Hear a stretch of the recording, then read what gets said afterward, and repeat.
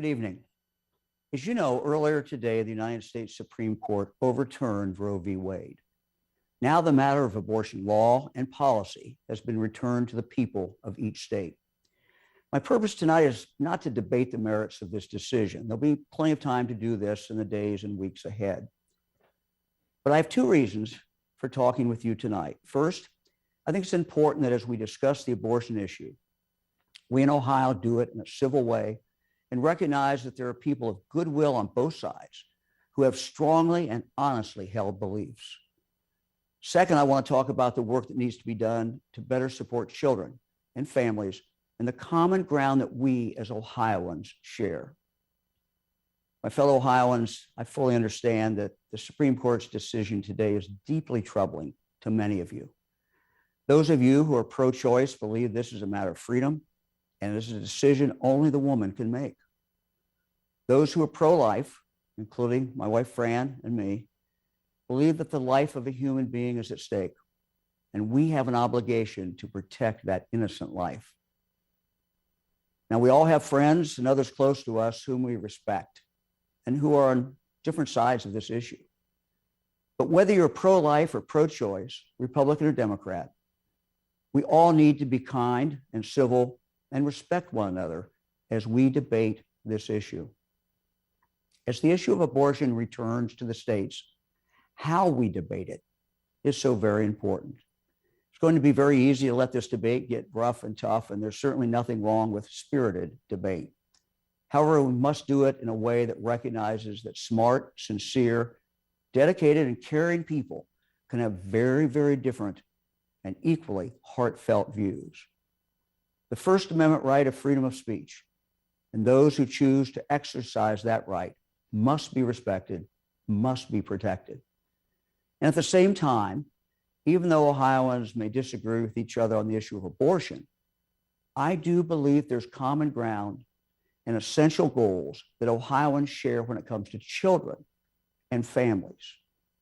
I believe that all Ohioans want this state to be the most pro-family, pro-child state in the country.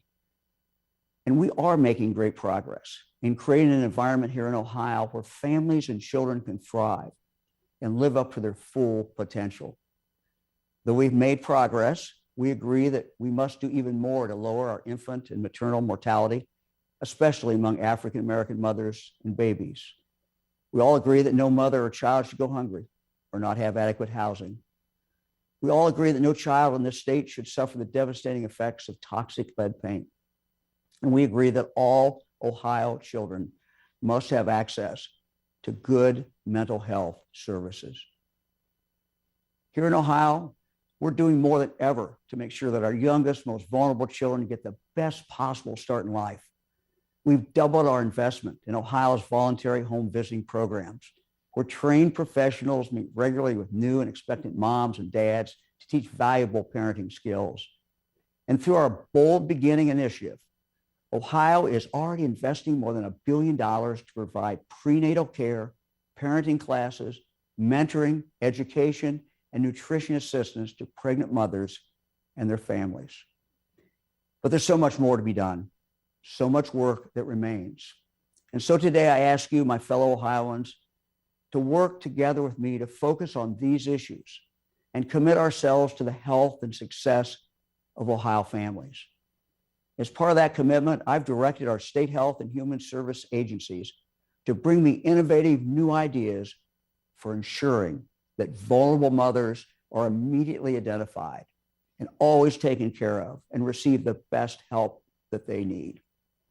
In the weeks ahead, I'll be working with the General Assembly and our local communities to improve the quality of pre- and postnatal care, to increase the frequency of maternal depression screenings, and to expand mental health resources for women who experience miscarriages.